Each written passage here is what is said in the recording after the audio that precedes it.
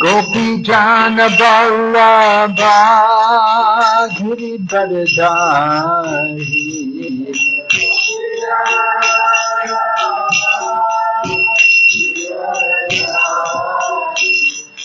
Gopi Jana Vallabha Giridharadhari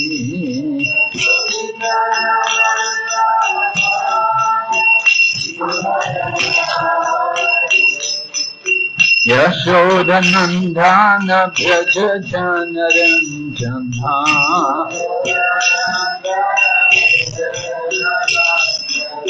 Yashoda Nandana Braja Jana Ranjana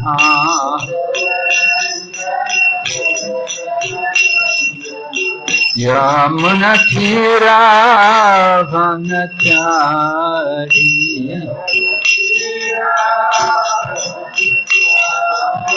Yamuna Tira Vanachari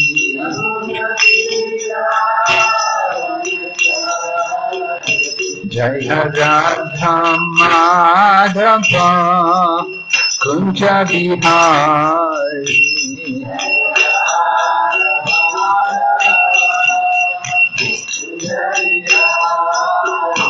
Jaya Radha Madhava Kunja Bihari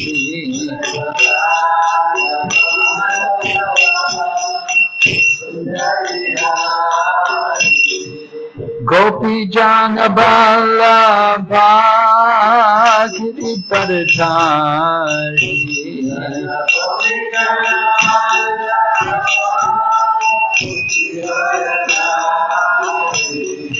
Gopi Jana Vallabha Giridharadhari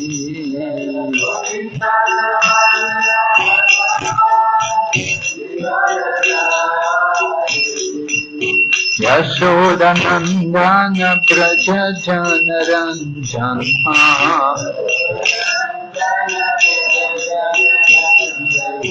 Yashoda Nandana Braja Jana Ranjana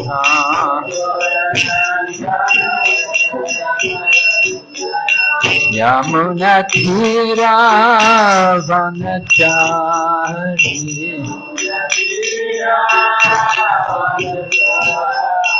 Yamuna Tira Vanachari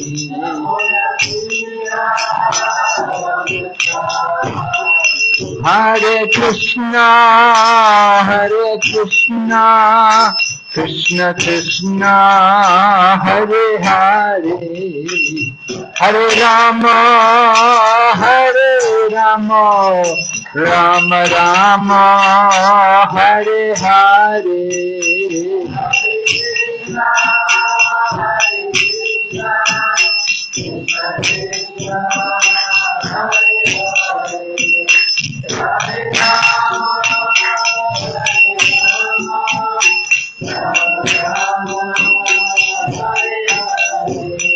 Hare Krishna Krishna Krishna Hare Hare Hare Rama Rama Rama Hare Hare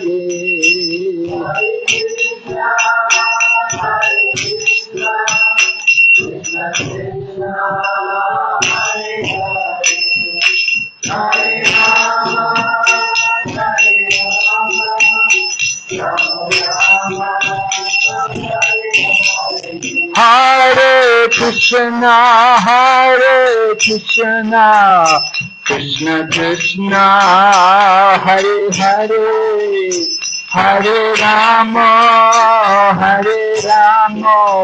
Rama Rama Hare Hare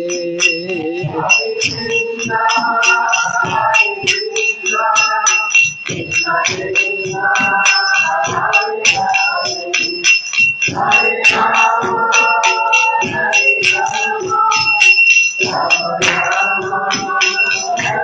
Nitya Gaur Hari Bol, Hari Bol, Hari Bol, Nitya Gaur Hari Bol.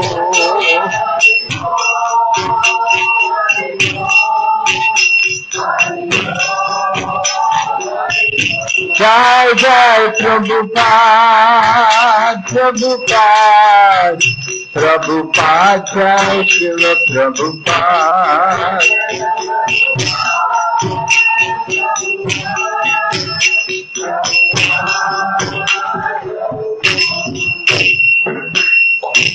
Gaur Premanande, Hari Bol.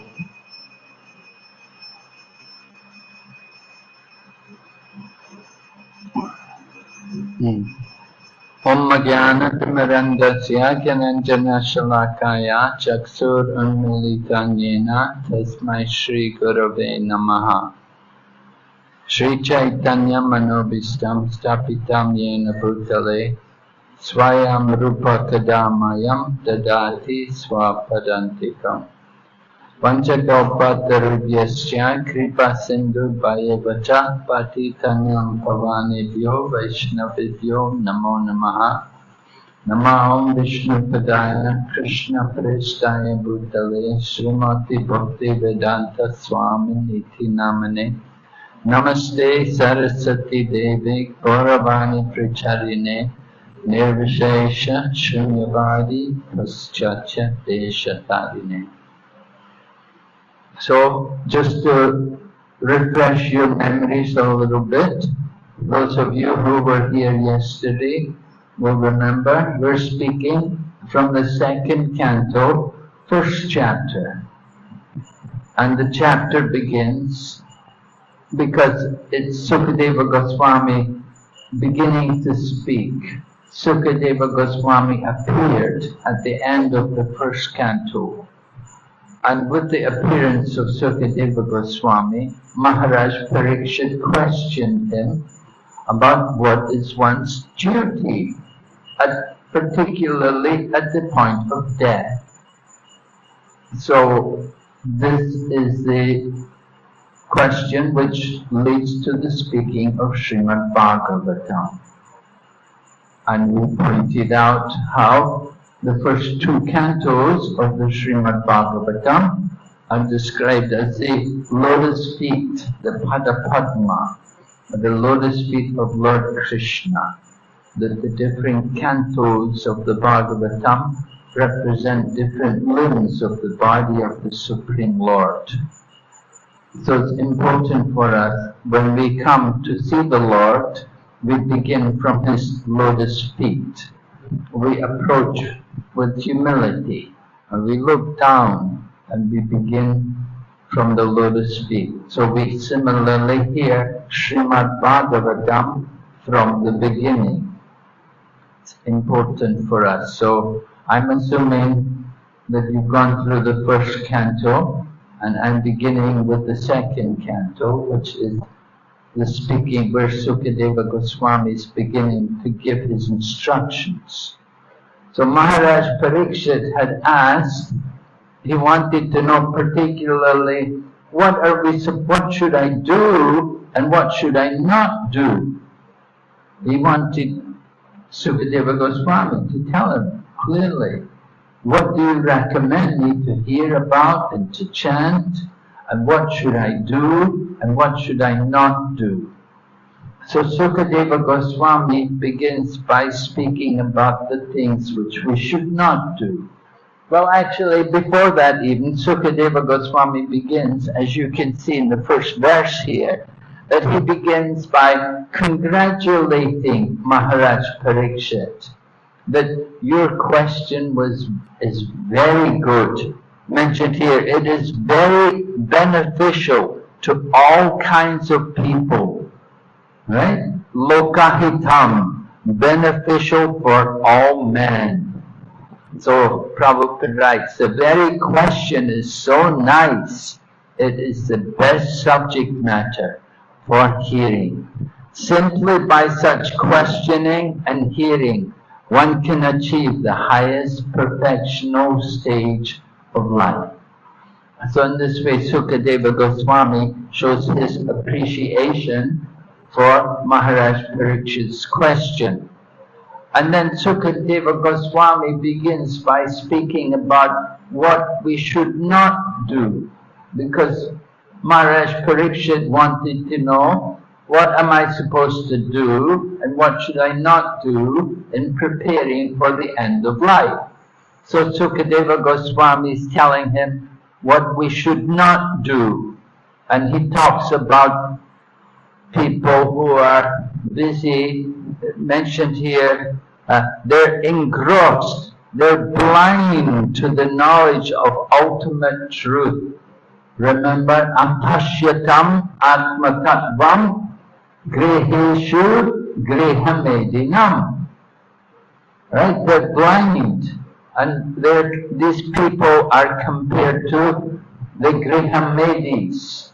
And last night we also spoke about some of the qualifications of the Grihamedis. How they're very busy for money. And the money is all for their sense gratification. They want to acquire huge houses, much bigger than they actually need. You know, we can live comfortably in small houses, but if we get the chance to get more money, we want the bigger house, like that. So we want to live luxurious lives. We want to separate ourselves. We think, if I have a big house, I can have my own room. I don't need to share a room with everybody. And we want to isolate ourselves and be away from other people. So that kind of mode, this is Grihamedi. And because you're envious of others, you're bitter towards other people. You don't have a kind and benevolent attitude to help others and to be friendly and to get along with people, but it's all arguing, fighting, like Kali Yuga, the age of quarrel. And practically you see it everywhere. You go to somebody's home and they're all yelling and shouting and screaming at each other. It's Kali Yuga. But we're devotees, we're not supposed to be in that mood. That is the mood of the Grihamedis. I remember I was up in, it was BM, some years ago up at Bukit Metrojam, and there was a young couple they were coming to the temple. So they were living in some house, and there were people living next door to them. And they said, you know, that couple, all they do is yell and scream at each other the whole time. And they go to temple. It's strange, you know, they're supposed to be religious, pious people going to the temple, but all they do at home, they just yell and scream and fight with each other. We're just surprised, what's going on? So, we have to be careful of these things, you know. Just like Prabhupada talks about Dhritarashtras. He said 5,000 years ago there was only one Dhritarashtra. But today you've got Dhritarashtras everywhere. So Kali Yuga is progressing and it gets worse, doesn't get better. Or we say, well, isn't it the golden era of Chaitanya Mahaprabhu? Yes, for the devotees, for those who take shelter of Lord Chaitanya Mahaprabhu, they're safe. But for those who are in that Grihamedi mentality, who still have the desire to enjoy the life of sense gratification, then they'll be influenced by the age of Kali. So Sukadeva Goswami is warning here to Maharaj Parikshit persons who are materially engrossed. Materially engrossed. They're so busy in there counting the money and the sense gratification that they're blind to the knowledge of ultimate truth. But they have many subject matters for healing in human society. Many subject matters. Watch television, watch all these Bollywood movies or Tamil movies. So many things to occupy our mind and absorb us. And in this way we waste the valuable time of the human life. So Sukadeva Goswami is warning Maharaj Parikshit that don't be thinking about all of these things.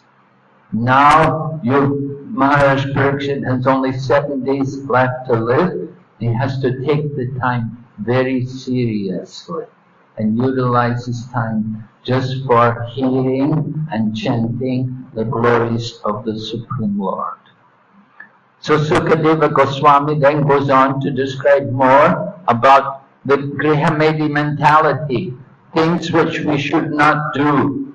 The lifetime of such an envious householder is passed at night, either in sleeping or in sex indulgence, and in the daytime, either in making money or maintaining family members.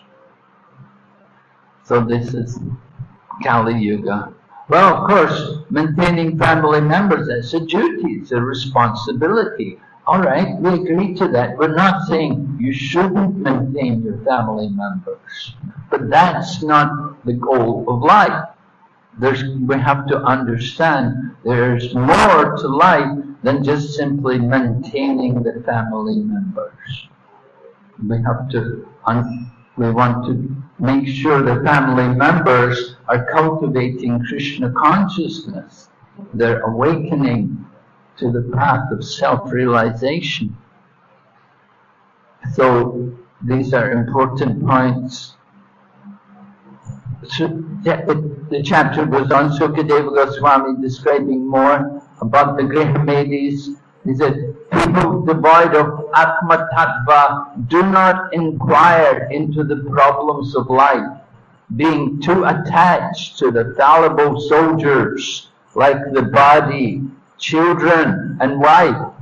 Although sufficiently experienced, they still do not see their inevitable destruction.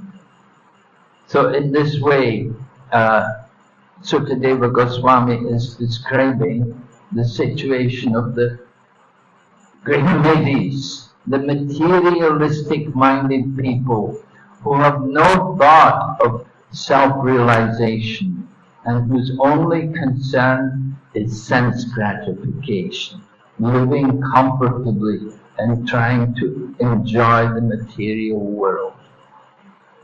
So then Sukadeva Goswami then describes about those who are not so much in that Grihamedi mentality, who are not so materially absorbed. And he describes in this text number 5 what the devotee, one who is actually wanting to progress in self-realization, what they have to do. So he described what you shouldn't do. Now he's describing what you should do. And what you have to do, he said, one who desires to be free from all miseries must hear about, glorify, and also remember the personality of Godhead, who is the Super Soul, the controller, and the savior from all miseries.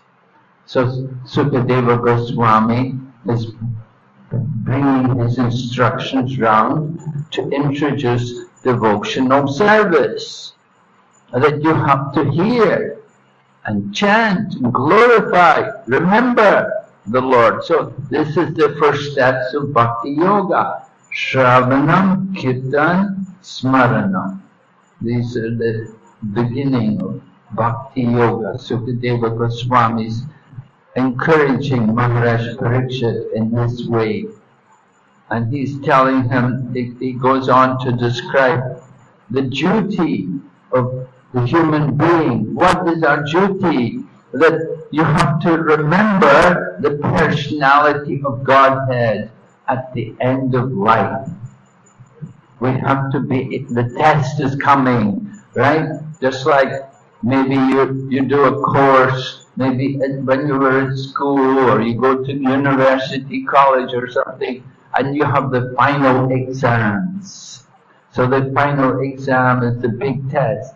So similarly in our life, we have the final exam coming at the end of life. And at that moment, at the end of life, we want to be able to remember the personality of Godhead. We want to be able to fix our mind on Him. And that should come. If we've been practicing throughout our life, then certainly at the end of life, then thoughts of the Lord will come into our mind. Sometimes it's asked, well, what if a person dies untimely? Sometimes it does happen that sometimes some even devotees, very, very wonderful devotees, they were put into some unfortunate situation, and they were put into quarantine, maybe during the COVID, when the COVID was rampant. They contacted COVID and they were put into hospital and they were put into isolation and put into some kind of ICU or something, and no association, and even put into some, maybe given some kind of breathing apparatus, so it would be difficult to chant yourself, and you couldn't hear anything, and no devotees there. So if you leave the body in that kind of situation, difficult to fix the mind on the Lord. What would happen to such a devotee? So it's stated in the scriptures that if someone has dedicated the service of the Lord throughout his life, if he's been dedicating himself to the service of the Lord, then at the end of life, the Lord will not forget him. Even though he dies in a situation where he himself is not able to properly fix his mind on the Lord. Now sometimes it happens, even there may be car accident, it can be very sudden, and you may not get the chance. But if you've dedicated your life, throughout your life, it's been a life of service to the Lord, then the Lord remembers that devotee, and He will deliver that devotee from the path of birth and death. Even though the devotee may not be able to remember the Lord due to the situation, but the Lord does not forget him. That's what the Shastra says. So, the end of life, that's the final test, and ideally we do want to be able to remember the Lord in that situation. So then Sukadeva Goswami goes on to describe that even those who are great transcendentalists, they're above all the regulative principles and restrictions. Devotees like Sukadeva Goswami, they take pleasure in describing the glories of the Lord. They don't have to follow regulative principles. Sukadeva Goswami left home without even receiving the Upanayana from his father. He just left home. And he was naked, he didn't even cover his body, but he was above all rules and regulations because he was fully fixed on the transcendental platform. He was an Atmarama, meaning one who takes pleasure in his self, So such devotees, they take pleasure in describing the glories of the Lord. And Sukadeva Goswami gives himself as an example of this. You can see in text number 8, he says that he studied, Sukadeva Goswami, he said he studied Srimad Bhagavatam from his father, Srila Vyasadeva. So, Prabhupada points out the importance of hearing Srimad Bhagavatam from devotees. One devotee asked Prabhupada, what's better, that I will sit and read the books myself, or I will hear from somebody else? And Prabhupada said, better you hear from somebody else. The devotee said, why? And Prabhupada said, because you hear from someone, they will pull you by the ear and make you hear.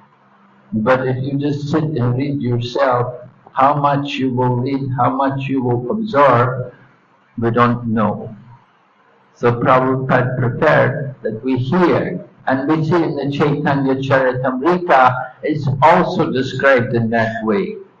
Chaitanya Mahaprabhu instructed the devotees, said, Bhagavata Kore Diye Bhagavata Stami. That if you want to understand the Srimad Bhagavatam, you must go to the person Bhagavat and hear from him. And this was the instruction given by Chaitanya Mahaprabhu, and the devotee went and he heard from Ramananda Rai. And he was convinced that this is the real way to hear Bhagavatam, by hearing it from the Lord's devotees. Alright, so then Sukadeva Goswami goes on to give examples about perfect beings. He describes how he himself was on the transcendental platform, being an Atmarama, but even as an Atmarama, he was attracted to hear about the pastimes of the Lord. This is the explanation of the Atmarama Sloka. It's an important verse in the Srimad Bhagavatam, and Lord Chaitanya discussed it with Sanatana Goswami and also with Sarvabhauma Bhattacharya. They both asked Lord Chaitanya Mahaprabhu to explain the Atmarama Sloka to them, and Chaitanya Mahaprabhu explained it in many ways. So Atmarama Sloka. Atmaramas chamunayo nirgranta apirukrami kurvanti ahaitakim bhaktim itam buddha guno harehe. That even those who are Atmarama, that they're transcendentalists, they're taking pleasure in the self, but even those souls are attracted to hear and to chant also the glories of the Supreme Personality of Godhead. So of course this is bewildering for the Mayavadis, because the Mayavadis consider that everyone's God. They have the monistic philosophy. So they have difficulty to explain the Atmarama Sloka. But for the devotees, it's very clear. So Sukadeva Goswami describes how he was attracted, and he said, here he describes what should be the proper mood in hearing Srimad Bhagavatam. Mentioned here, he said, one who gives full attention and respect to hearing Srimad Bhagavatam achieves unflinching faith in the Supreme Lord, the giver of salvation. So we ended the class last night where we spoke about what should be the proper mood in hearing. So it's described here in this verse that we should give full attention and respect to hearing Srimad Bhagavatam. Prabhupada describes to us how he got corrected by his own spiritual master one time. That Prabhupada describes, he was sitting in the class listening to Bhaktisiddhanta Saraswati Prabhupada talking, when someone from behind tapped him on the shoulder and he turned around and he said, "What are you two talking about?" Bhaktisiddhanta Saraswati Prabhupada pointed to the two of them because they were talking. So when we're having Srimad Bhagavatam class, we're not supposed to talk. It's not respectful to the Bhagavatam, right? And Prabhupada, Bhaktisiddhanta Saraswati said to the one man, he said, "Do you think you have purchased me because you donate five rupees every month?" And then he said to our own founder, Acharya, he said, "Do you want to come up here and talk?" And Prabhupada said, "I was mortified." He said, "It was a moment of greatest mercy from my Guru Maharaj to be chastised." Bhaktisiddhanta Saraswati was pointing out the importance of giving respect to hearing the Srimad Bhagavatam. So like that, give full attention and respect. That is the proper mood in hearing Srimad Bhagavatam. Alright, maybe we'll go back to the PowerPoint here. We can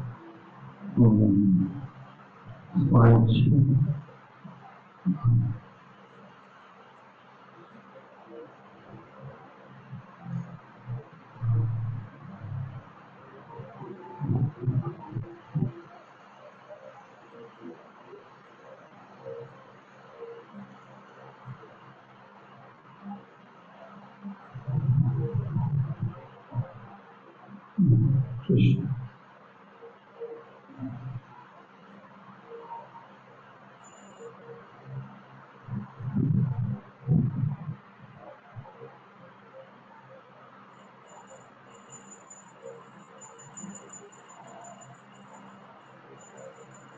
Alright, so the qualifications of the ideal hearer. Giving respect, right? We spoke about this. So then, the Srimad Bhagavatam then goes on to describe Harinam Anukirtanam, meaning Anukirtanam, constant chanting of the holy name. The chanting of the holy name is discussed because Sukadeva Goswami is encouraging Maharaj Parikshit. The proper way to become fearless at the time of death is by chanting the holy name. So, Prabhupada quotes different acharyas' comments on this importance of chanting of the holy name. Here he quotes Sridhar Swami. Sridhar Swami was the very first commentator on Srimad Bhagavatam. So he comments that no other method of self-realization can be more beneficial than this. So generally, we have the custom within our devotee network that whenever someone is critically ill and leaving the world, the devotees will like to gather by their bedside and we will perform kirtan. And indeed, Prabhupada wanted that. You can see the film of Srila Prabhupada leaving the body, and you can see the devotees all in the room with Prabhupada, and everyone is chanting the holy name. This is the proper way for leaving the body. And of course, Prabhupada was showing us leaving the body in the Dham, in the holy place, Vrindavan, surrounded by devotees, wearing the garland from the deities. Just last night, devotees were going to a funeral, and they came and took garlands to decorate the body of the departed soul. like that, we have that culture, that the garlands of the deities, the holy chanting of the holy name, Ganges water, tulsi leaves. These things are all auspicious items for the departed soul, for the body of the departed soul. But the most important thing is the chanting of the holy name. Then Jiva Goswami, he adds a condition that not just only chanting of the holy name, but one must avoid nam aparad in order to achieve the ultimate result of chanting. So every morning here in the temple room, we have the custom, after Mongol Aarti, we will recite, but no, we do like we generally read Chaitanya Charitamrita a little bit, and then we will also say the 10 offenses in chanting of the holy name. Because if one chants with offense, then one cannot get the desired result of this chanting. So it's very important that we know what are these 10 offenses, and that we try to make every effort to avoid chanting with offense. So Jiva Goswami points out that yes, it's good, constant chanting is good, but the chanting should be without offense. And then Vishwanath Chakravarti Thakur, he explains that amongst the angas of bhakti, hearing, chanting and remembering are the 3 chief ones.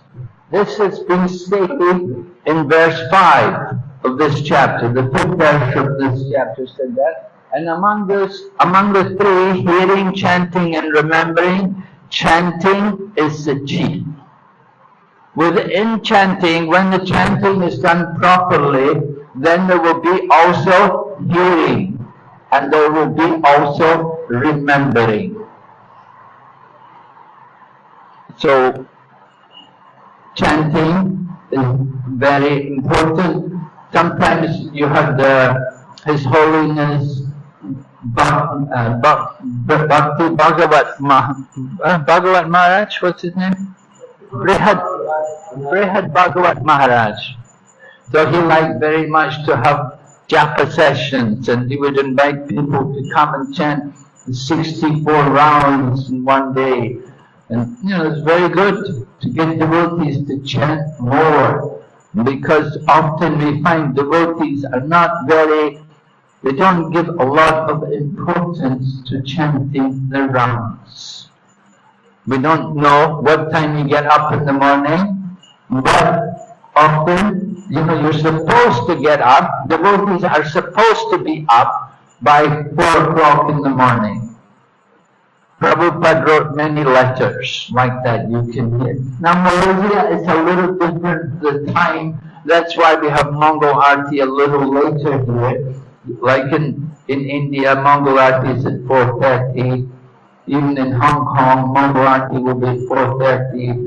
But here we have Mongol Aarti 5:15, because the sunrise is much later here. So the Mongol Aarti is 5:15. So at least you should be up by about 4:30. If you're not going to make it by 4, you do want to try to get up about 4:30 in the morning. You don't want to be getting up too late. You need to get up early and take advantage of that morning time, which is called Brahma Muhurta, the auspicious time in the day. Now, everyone, all people, different religious faiths, they all have that habit to wake up early in the morning. The Buddhists, you see the Buddha, sometimes I have to stay in a Buddhist temple. They all get up by 4 o'clock in the morning. They have a big bell and you'll hear boom. You beat the gong, Wake up, the monks will all get up and they go and take their bath and clean their teeth and whatever. And so they get up early, and you can hear also the Muslim people, the Islamic people, they have their morning prayers also. When we're having our Mongol Aarti, generally they do morning prayers about 4:30. I can always hear. And the Christians also, they have their early morning mass. So we are also expected to wake up early, not late. You get up early and come to Mongol Arti, your whole day will be auspicious. And Prabhupada even said, if you don't come to Mongol Arti, you have to distribute one Krishna book. That was in Prabhupada's time, in the days of our book distribution. Anybody didn't come to Mongol Arti, fine was, you should distribute one Krishna book. So, that's a very nice punishment. But we do encourage people, wake up early. Why? So you can chant in the morning. Because that's the best time in the day to do your chanting. Later in the day, it's not so good. I don't know. To chant it last thing at night, it's not the best time. Sometimes you have to do it, but it's not ideal. You do want to take advantage of the early morning hours to do chanting. And a good place to chant is here. You have this wonderful temple here with a nice even courtyard out there, and it's very nice to be here and chant in the morning. We have the beautiful deities. And even there's devotees living nearby, but still they don't come. So, it's unfortunate. We do encourage people, try to come. Certainly, I'm sure if Jantapata Maharaj was here, you'd all come. You'd all like to be here. You wouldn't miss. Alright, and then another point here. Chanting should be anukirtana, should be constant, following in the footsteps of previous authorities and according to the level of one's realization. The different devotees will have different realizations in their chanting according to their spiritual progress. Jiva Goswami also recommends loud chanting. Don't just murmur. Don't just silently hold the beads. Sometimes we see people holding the beads and you ask them, chant. And they say, no, I'm chanting, You don't hear anything. There's no sound comes out from their mouth. No, I'm chanting. But the chanting should be loud. All the devotees will chant loudly. Haridas Thakur, we chant loudly. Kolabeka Sridhar, we chant loudly. These people, Srinivas Pandit, they were all doing loud chanting. They don't just murmur something. You don't know what they're murmuring. So chanting the holy name, very important business. We need to practice. Harinam Anukirtanam. Here, there's the verse, text number 11. Sukadeva Goswami saying to Maharaj Parikshit, O King, constant chanting of the holy names of the Lord after the ways of the great authorities is the doubtless and fearless way of success for all, including those who are free from all material desires. So that puts most of us out, right? We're not free from it. Those who are desirous of all material enjoyment. Oh, there's hope for us here. Desirous of material enjoyment. And those who are self-satisfied by dint of transcendental knowledge. So you can see chanting of Hare Krishna is good for everyone. Whether you have all material desires or no material desires. Whatever is your position. But chanting of the holy name is the means to success for everyone. whatever position, whatever condition you are in. So don't think, oh no, I'm not pure enough to chant. I have so many material desires. It's all right. You can chant. You have a lot of material desires. It will be good for you. The chanting will help you. Of course, we don't want to take service from the holy name. We want to give service. We're meant to give service. Sometimes people chant, but they want to take service. They think Krishna should give me. But the proper mood should be to want to serve. We want to give service to Krishna. So, when we perform this in other places, we will ask everyone, how would you proactively counteract offenses to the holy name? What can you do to help overcome offenses to the holy name? The main offense in our chanting generally is inattention.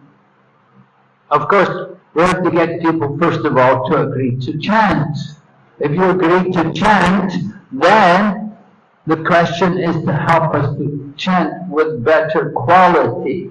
There are stages in chanting. There's the offensive chanting, the clearing stage, and then the pure chanting. So how can we bring our chanting from the namaparad, from the offensive level, to the namabhas, to the intermediate level? Now we can do it by more chanting. That's one way you can help to overcome offense. Do more chanting. And then also chant with other devotees. You'll see devotees, you go to temples where there's many devotees, like in Mayapur in the morning, you will see the devotees. Jai Jagannath Baladev Subhadra. If you go to Mayapur in the morning, Japa program, you'll see devotees sit in groups, and generally you'll have the Tulsi tree in the middle, and the devotees will sit around the Tulsi, and they'll sit together and chant. And they'll help each other by association. They sit there and chant together. It's very good. So maybe you can't do that every day, but at least some days you can do. You're not working every day, are you? I hope not. Sometimes people are. But many people are working at home now, right? They're working at home. So it's an opportunity. You can come here and chant in the morning and then go home. So try to counteract our offenses. We'll get more power in the holy name. The more we try, the more we make the effort to try to chant carefully, it gives results. You will feel the difference. We want to become Krishna conscious. This is a process. It's all in the holy name. You have to do the chanting properly, and then you will feel the change in the heart. The main inattention, the main offense. So it's described there in, if you read Harinam Chintamani, Haridas Thakur spoke to Lord Chaitanya. Inattention is counted as one of the aparads. Even if one successfully overcomes all other offenses in chanting, and one is chanting continuously, love of God may not come. One should know that the reason for this is that one is committing the offense known as pramada, or inattention. This offense will block progress to prema. Chaitanya Mahaprabhu said the goal of life, prem pranarto mahan. The goal of life is to develop love of God. So Haridas Thakur said, this inattentive chanting, this will stop us from achieving the goal of life. So we have to chant with full attention, full concentration. Loud chanting helps, to give more attention to the holy name. You can feel it. You chant loudly, chant Hare Krishna! Oh, no, you guys, you'll never chant good, very loud. No, you have to chant loudly. You have to get the holy name. Prabhupada said, the louder you chant, the more powerful it becomes. Hare Krishna, Krishna Krishna, Hare Hare, Hare Rama, Rama Rama, Hare. You see, very attentive chanting, you see. When you chant loud, very important. Alright, so the problem, the mind. So how to counteract the mind, the antidote to an uncontrolled mind. This is the problem, our mind, because the mind is restless. Oh, I have so many things in my mind. Oh, what about my office? What about my work? What about my children? What about my breakfast? What about my car? So many things in the mind, right? So, Prabhupada's quoted here from the Purse of Queen Kunti. There is a quality to such utterances also. It depends on the quality of feeling. You have to feel the holy name, a feeling for Krishna. When we are calling the name of Krishna, the holy name is not different from Lord Krishna. Right? We say, Nam Chintamani Krishna, Chaitanya Rasa Vigraha, Prema Shuddha Nityamukto, Vinat Nam Nama Nam No. The holy name of Krishna is Chintamani. It's wish-fulfilling touchstone. It will fulfill all of our spiritual desires. That is the power of the holy name. So, we want to understand this quote. Chant the name with feeling. Prabhupada, what should the feeling be? Like the child separated from the parents. So you have children, you know what it was like when the children were small and they were looking for you, how they will cry, how they will call for you. So our chanting should be like that. We want to have that mood of feeling when we chant the holy name. Effort. Make that effort. Effort is a gateway from Nam Aparad to Nam Abhas. Just making an effort on our part. That makes a big difference. Do we make an effort, or if we're just apathetic? You know, apathy? You couldn't care less. Oh, it doesn't matter. Oh, it's not important. Hare Krishna, Hare Krishna. Oh, it doesn't matter. You know, we take it very casually. Apathy. We're supposed to fight against apathy, right? We're doing battle against that mood, this apathy. Oh, it doesn't matter. Why take it so seriously? Oh no, we've got time. There's so much time. So like that. So there, you can see some quotes here. First of all, Srila Bhaktisiddhanta Saraswati Thakur said, unless we extend our best effort and qualify ourselves for the Lord's mercy, it is next to impossible that we will be rescued from our fallen condition. Next to impossible. So we have to make that great effort. Then that is very important. And then from Prabhupada's first canto, chapter 7, Prabhupada said, revival of the dormant affection of love of God does not depend on the mechanical system of hearing and chanting, but it solely and wholly depends on the causeless mercy of the Lord.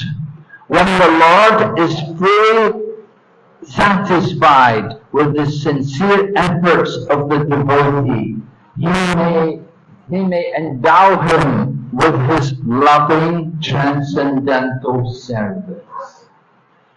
So both Bhaktisiddhanta Saraswati Prabhupada and our own Bhaktivedanta Swami Prabhupada are pointing out the importance, how we have to make that effort. We have to put some effort into this chanting. Try to make a real endeavor to capture the Lord, get the attention of the Lord. When you want something very badly, you do a lot to get it. You know, when you want that job, you want that promotion, you make great efforts to get it.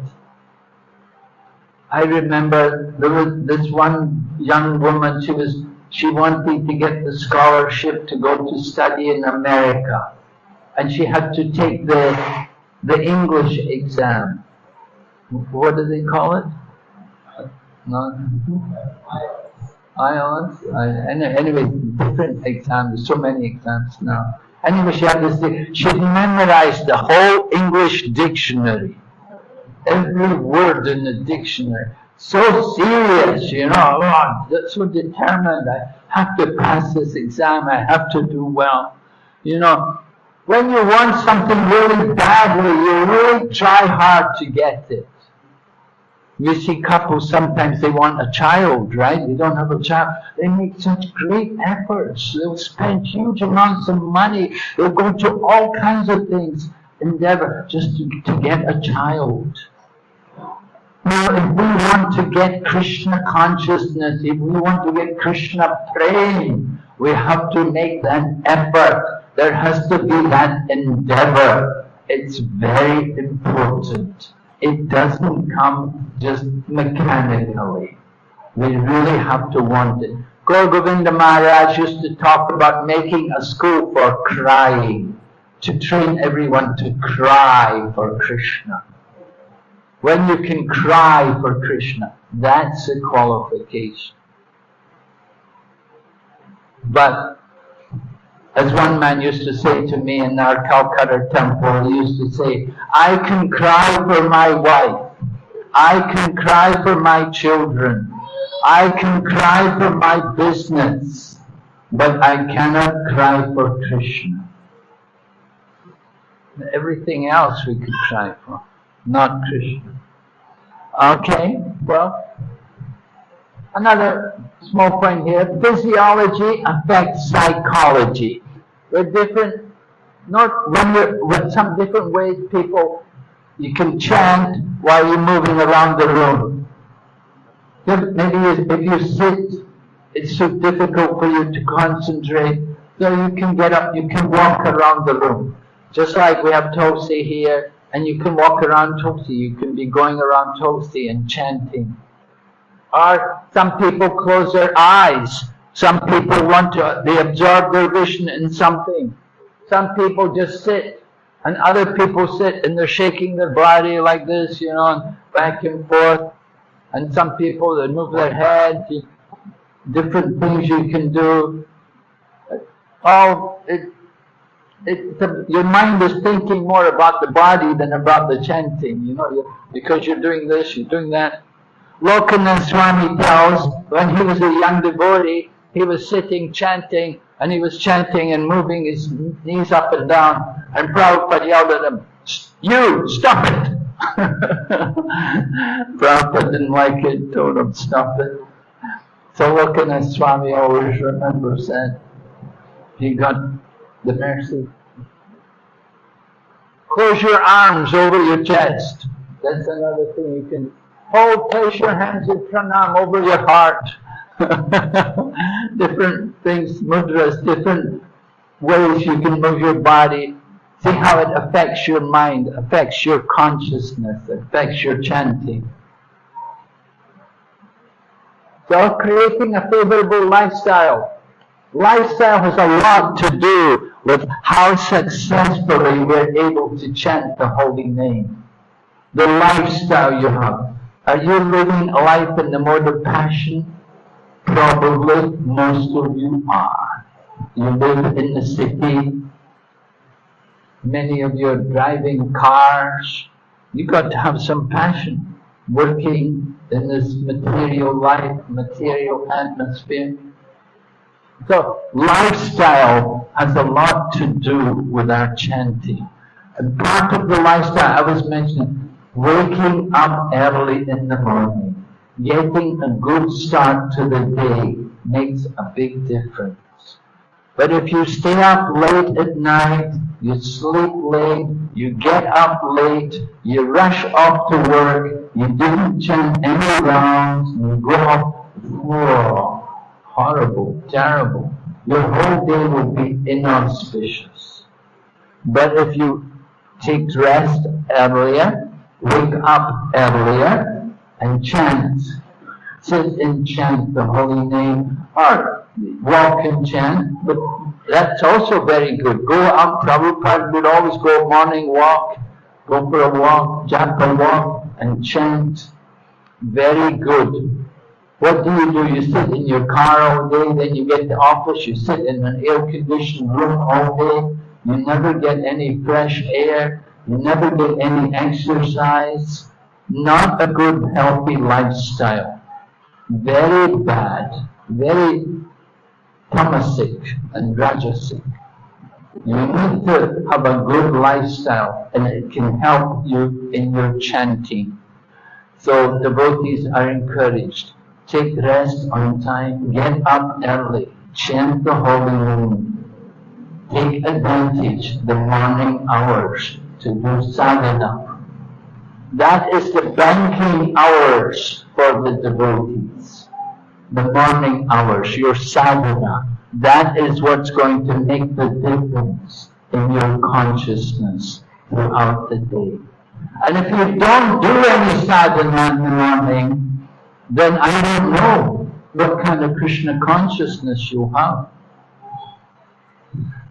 If the whole morning you didn't do any hearing and chanting, you just wake up, paint your face, put on some makeup or something, then get in your cars and go off to work. Where's the bhakti? Oh, at night I'll chant. It's not a good lifestyle. You have to balance the material and the spiritual. It's very crucial for us. What good habits can we incorporate to improve our japa? There's a lot of things we could do. Very simple things. Right? So, waking up regularly, Mangal Aarti, worshipping Tulsi Devi. Alright, any questions? Yes, Prabhu?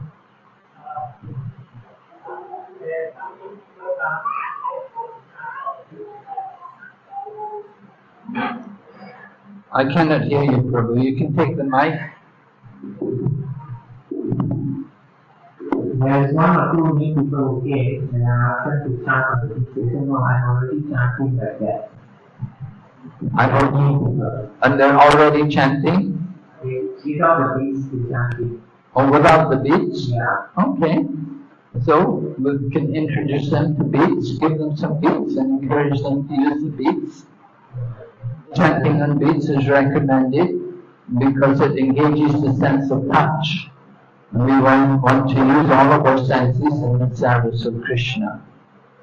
So chanting on beats. Lord Chaitanya chanted on beats, and Lord Brahma chanted on beats, Lord Shiva chants on beats. It's recommended by all the great saintly persons. So I'll try and tell them that hopefully they will do that. Yeah? Okay. Yes, Prabhu. The Guru says, and 1 lakh names, 1 lakh of names are considered fallen. If you don't chant 1 lakh of names, then you're fallen. Yes, Bhaktisiddhanta Saraswati said that. That was in the times of Bhaktisiddhanta Saraswati. He said like that. However, Srila Prabhupada gave confession. Srila Prabhupada said, you chant 16 rounds minimum, and try to chant more, and said, chant 16 rounds minimum, and at the same, all day you should be engaged in Krishna's service. You spend the day engaged in Krishna's service. He gave that concession that you couldn't, the devotees found it very difficult to chant 1 lakh, but he allowed them to chant 16 rounds, provided they also engaged in Krishna's service throughout the day. So if you can chant 1 lakh, that's good. Chanting can always go on. Chaitanya Mahaprabhu says, Kirtaniya Sadahari. So chant 16 rounds on beats, and then the rest of the day you can be chanting also. Maybe when you're driving your car, you don't want to be chanting on beats, but you can be chanting. You can be chanting to yourself, you can be chanting, you can even be having music. You can be chanting, singing kirtan. But you're cooking in the kitchen, you're cleaning, you can be chanting. You're doing your laundry, you can be chanting. You can always be chanting. Keep the holy name always on your tongue. And if you do like that, then in the course of the day your chanting will come to close to 1 lakh. So Bhaktisiddhanta Saraswati had that agreement with the devotees. It's not that the 1 lakh rounds had to be chanted on the beats every day, but they would be doing things like devotees would be in the garden, and devotees would be doing other different services, and at the same time they would be chanting. So the chanting goes on, and in this way the chanting comes to 1 lakh.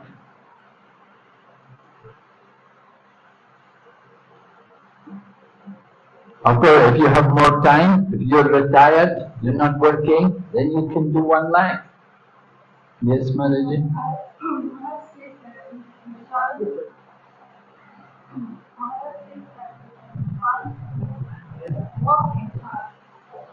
Work and chant. Walk and chant. Yes.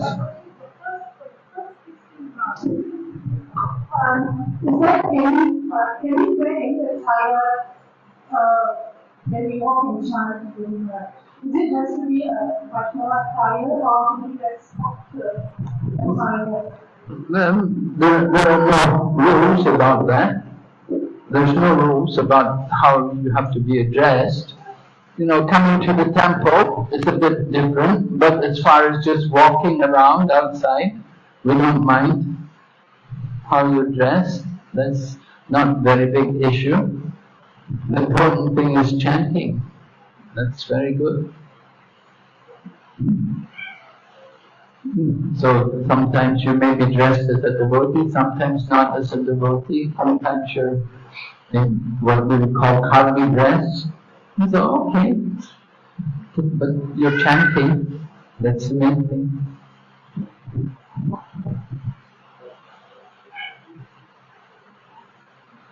Yes, Prabhu?